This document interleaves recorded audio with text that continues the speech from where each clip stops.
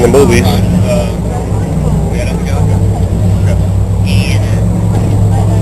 Oh, look at that one.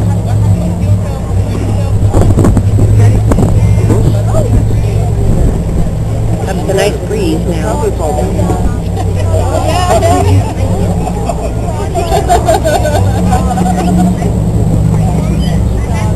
May want to take the Mayflower, I believe. Oh, that's the Mayflower, yeah. Grab one down. Probably get a better shot. Portico houses Plymouth Rock. See the rock through that iron grating. Now, prior to 1920, you can come up to the wheelhouse and we'll discuss our options. In the meantime, I'll take a quick break in the harbor tour, I would assume, when you come up closer to Plymouth Beach, which will be on our right-hand side. But now she has that lovely portico protecting her and all is well. Now, if the left side passes the moored boats of the inner harbor, you'll see a long man-made stretch of land. That is our breakwater. The breakwater is 3/4 of a mile long. It was placed here by the town of Plymouth to help protect Plymouth Harbor from the high-energy wind and waves. Now, it is connected to the mainland, and you can walk the entire length of the breakwater. There's excellent fishing from it. You can catch things like striped bass, bluefish, fluke, and flounder, just to name a few. And you'll also notice that the breakwater has a two-tone color appearance, with those light rocks on top and the dark rocks on bottom. That shows us where our high tide line is, so we're pretty low right now. Now, Plymouth Harbor has a 9-foot tidal range, and it also has a large influx of fresh water from several different rivers in the area. And both of these things work together to classify Plymouth Harbor as an estuary, which is an excellent ecosystem to study if you're into that sort of thing. A lot of different habitats converge here. It's a very nutritious environment, and a lot of different species like to hang out. So we might get a chance to spot some different animals as we make our way through the channel. Behind the wheel, our deckhands today are Chandler, Kitty, and Glenn, and down in the galley is Anna, and my name is Mike. I am your natural support today's trip. If you guys have any questions at all, please feel free to seek one of us out. We'd be more than happy to help.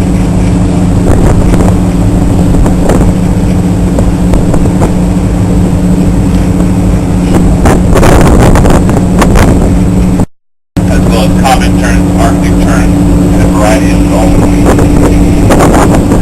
Now, one of the most important things I can tell everybody on today's WhaleWatch is our method for indicating where something is off in the distance. We found when we're out on the whales, it's not very useful to have someone on a microphone say, "Hey, look over there," because not everyone on the boat will know where there is. So instead, we use the hands of the clock method. So you want to get yourself situated with that right now. Basically, if you imagine yourself looking down on this boat from above and superimpose a clock face on it, that means anything off the front or bow of the boat straight ahead is at 12 o'clock, directly off the right-hand side is 3 o'clock, behind us is 6 o'clock, and off the left-hand side is 9 o'clock. And you want to get yourself familiar with that right now. We'll do some tests here in the harbor with some stationary objects. That way everybody's a pro when we get out on the whales and things start moving around. You'll know where to look. So if you look out at about 11 o'clock right now, up ahead of us off the left-hand side at 11 o'clock, you'll see a tall smokestack in the distance with a brick complex around it. Now it's moving towards 10 o'clock. Now that complex is Cordage Park. Cordage Park was the second largest producer of natural fiber rope during World War II. But with the modern invention of things like nylon and monofilament, the era of natural fiber rope has passed us by. Cordage Park is now home to several shops and restaurants you can visit. Now it's a Walmart.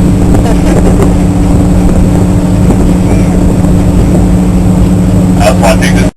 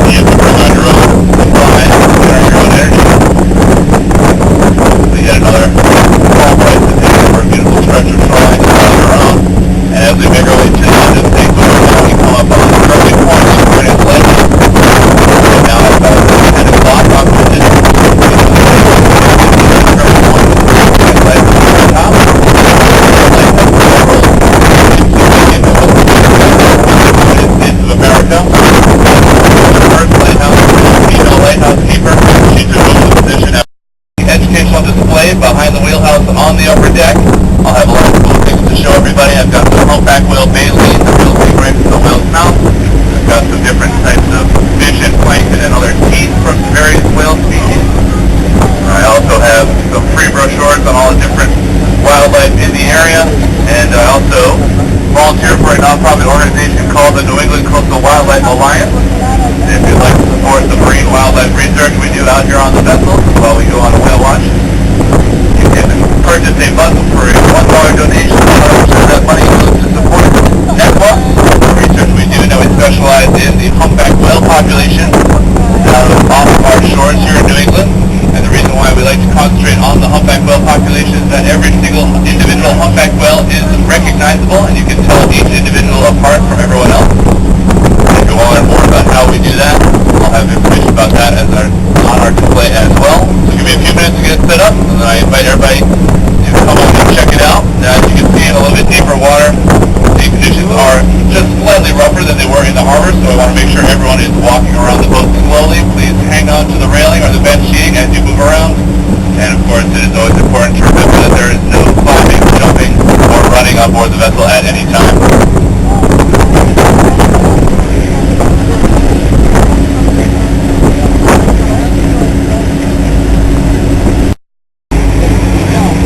Plymouth way up in the background.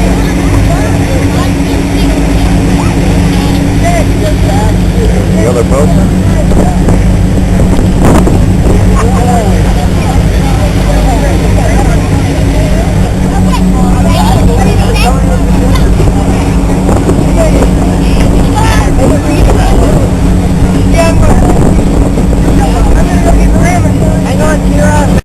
Stop by? Probably. Got all sorts of cool stuff to show you.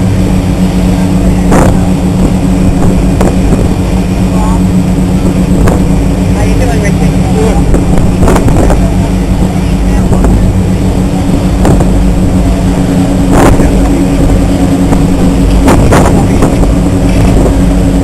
We got 2 hours. 10 minutes to 3.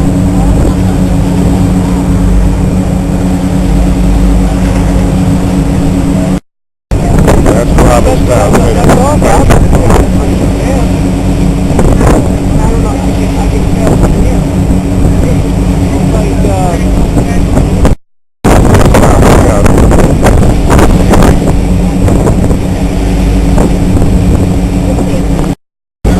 Feet down. oh boy. I haven't been to Brunswick in a long time. Yeah.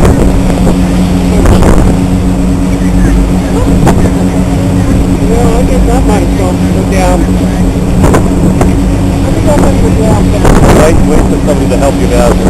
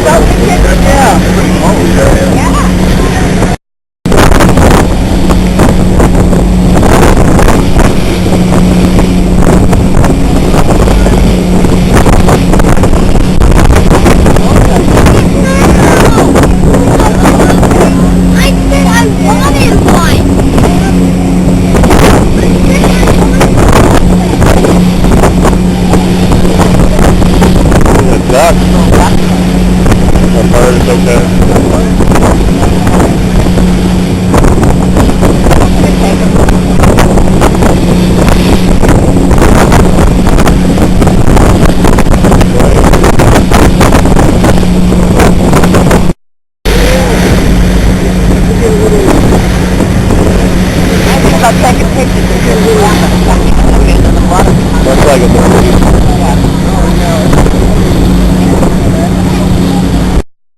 Yeah. Okay.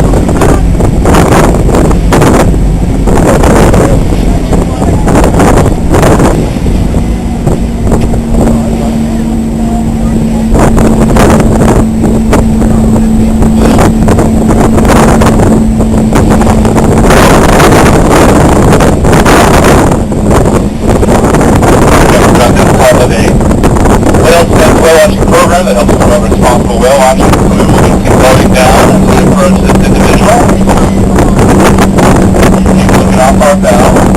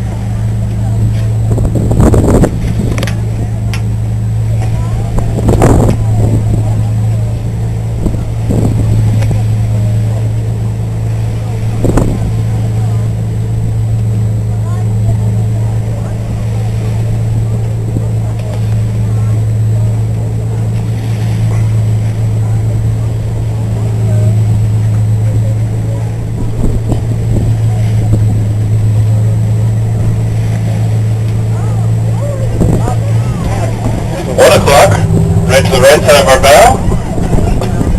There we go. Just went down and we'll keep looking.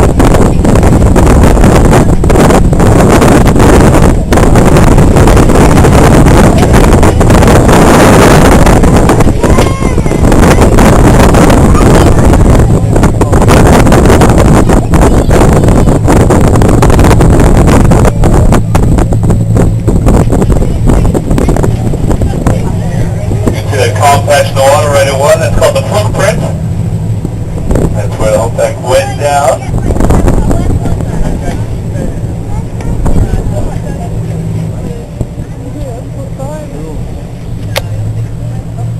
Now this is a humpback whale. Humpbacks are about 30 to 50 feet in length, weighing about a ton per foot, usually around an average of 40 tons for an adult animal.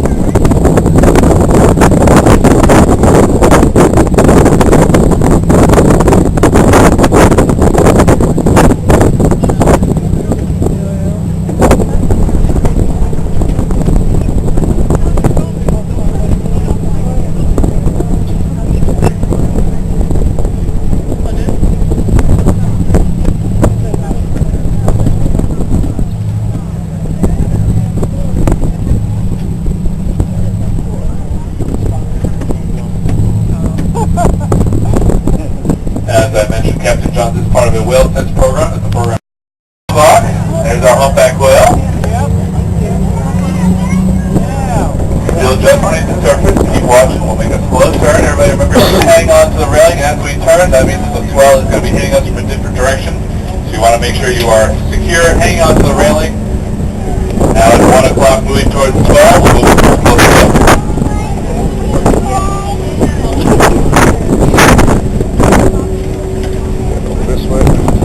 Still just beneath the surface. When you see it hull arch to the back, that's when you want to get your cameras ready. There he is. Still right here at the surface, just off our bow at 12. We'll move alongside him, put him on our right-hand side.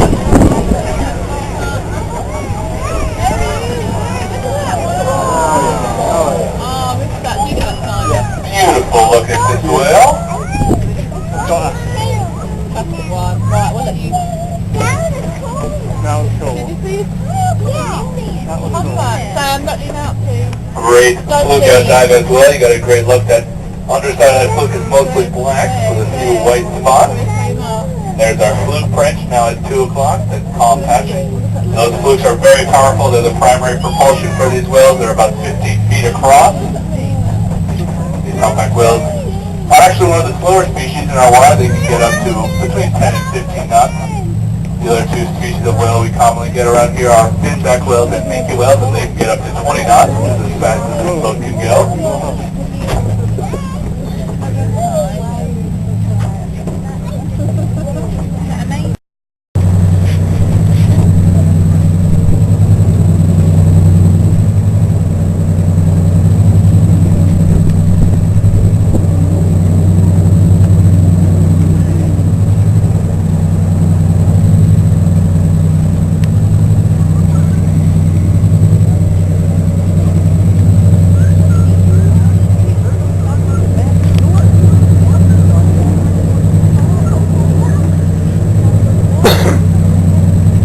There he is over there. Right over there.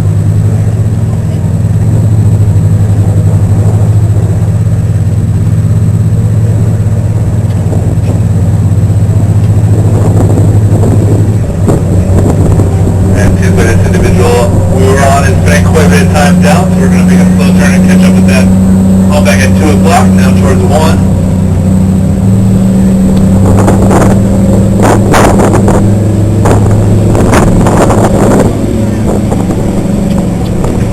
Passed by several different shearwater species in the water right at one.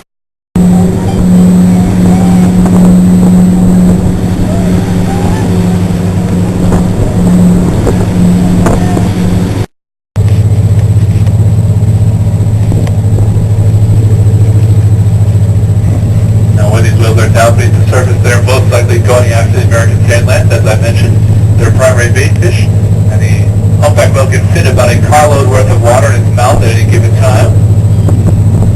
And the way they can do that is they have a fantastic, right at 11 o'clock, off our bow.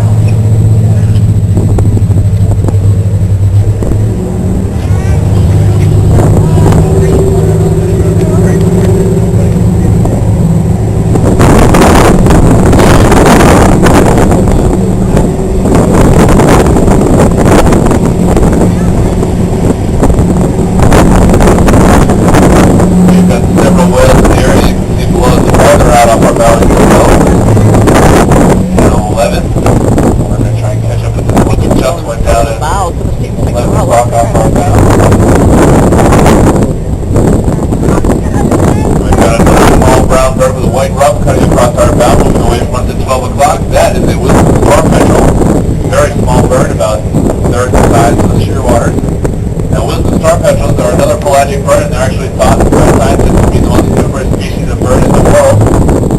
But very funny that you'd never know that if you spend your time on land, since these guys also spend all their time out to sea. They only come ashore to roost and lay their eggs. Other than that, they're 100% out on the ocean.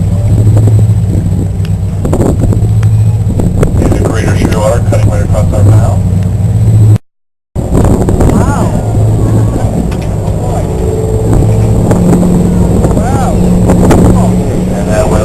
Just barely brought that fluke to the surface.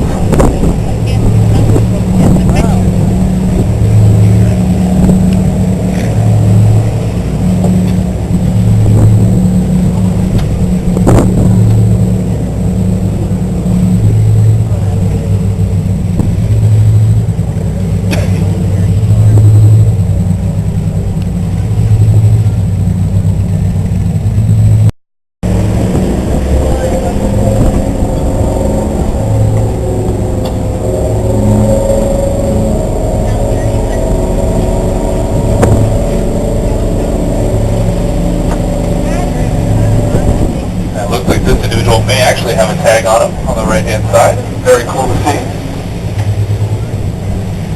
Coming up. There he is. Wow, look at that. Yeah, the other with his tail. Tail.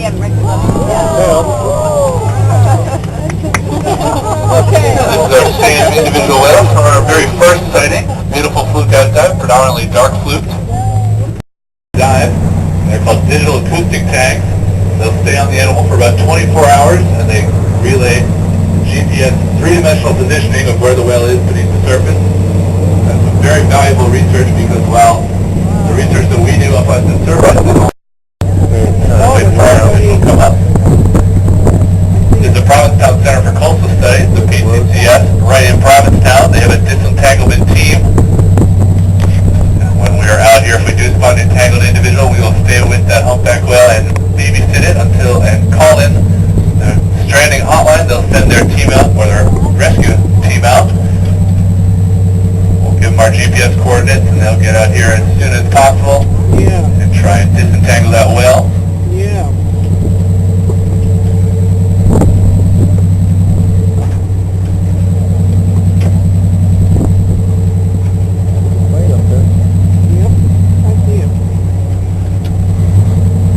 And we did get a great look at those flukes coming out of the surface, those big powerful tail fins, about 15 feet in length. Now, humpback whales also have great steering apparatus. Their pectoral flippers are also about 15 feet in length. They're actually the longest pectoral flippers for any species of whale in relation to body size.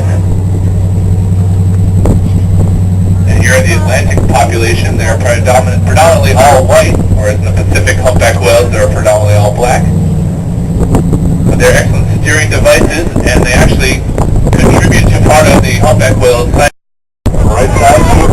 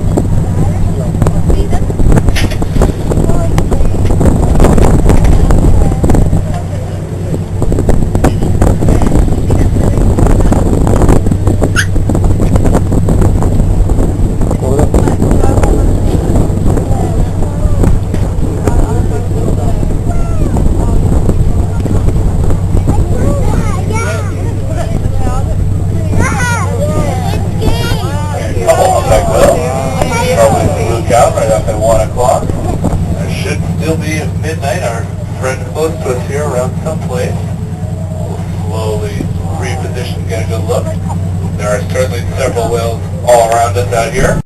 And so again, there are whales up at 11. That might have been midnight from earlier. There's certainly several whales up ahead of us between 11 and 1 o'clock. Well, I see it. I see it. There's the below at 11.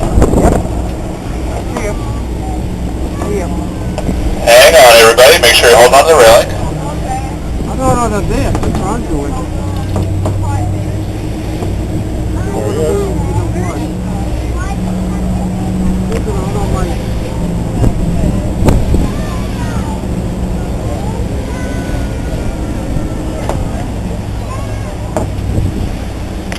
I see it. I see the whale.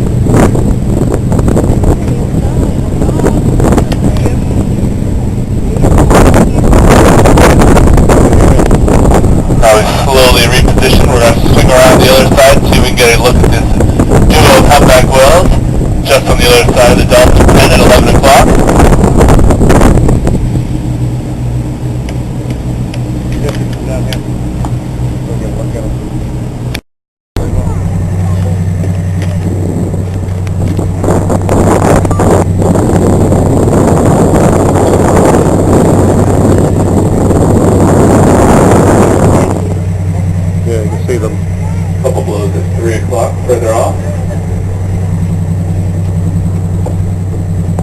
Looks like 3 humpback whales off our right side.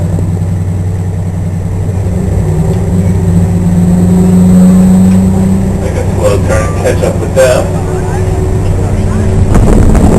Now at 2 o'clock. How I can see that yet. Keep looking. At 1 o'clock now.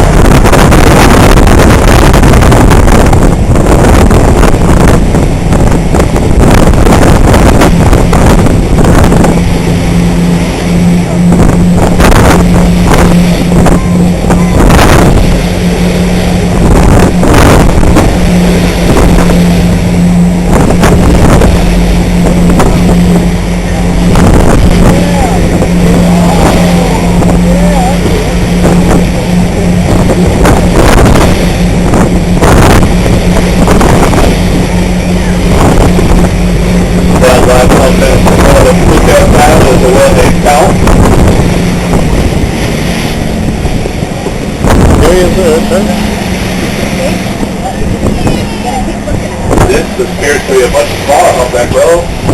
Here on the right hand side is maybe a calf. Right along our right hand side, coming back up, 1 o'clock. There it is. Yeah! Perfect.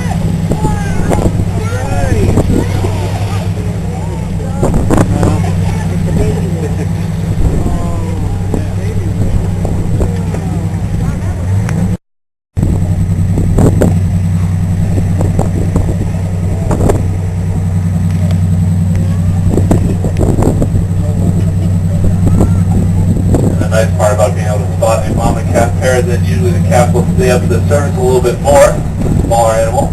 Can't hold his breath quite as long as mom can. Also, not interested in catching the same fish that mom is. This calf's going to nurse from mom for the first year of its life or so. They'll tend to practice diving, several other behaviors, hang out at the surface a little bit more often while mom is down finally getting a meal.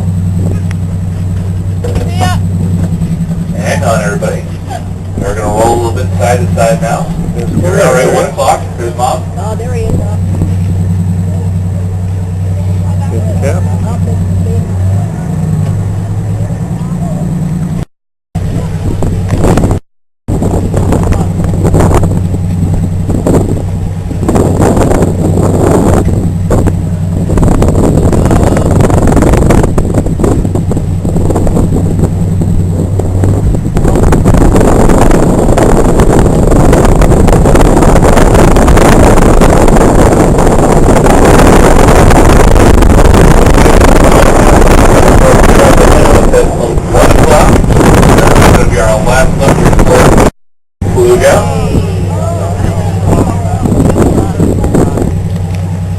cap alongside her.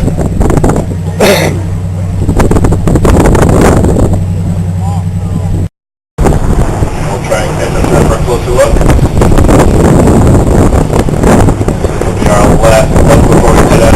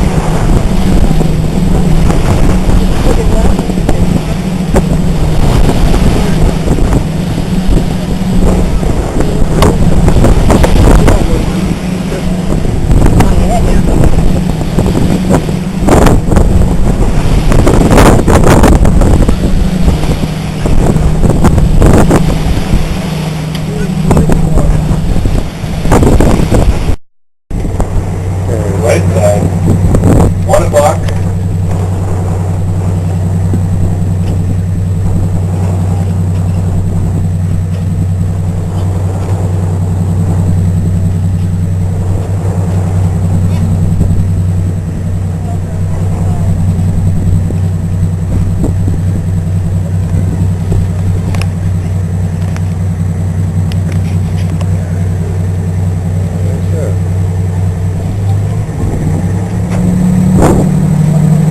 Right at 12, that's Mama Cap again.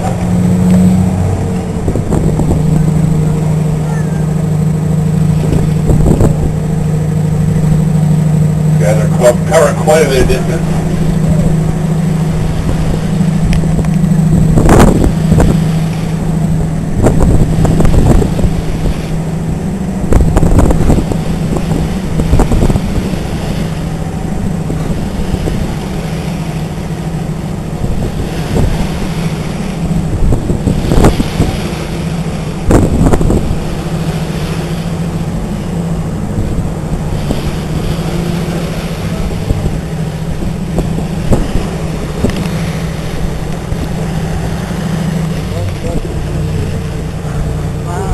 Right here, 2 o'clock.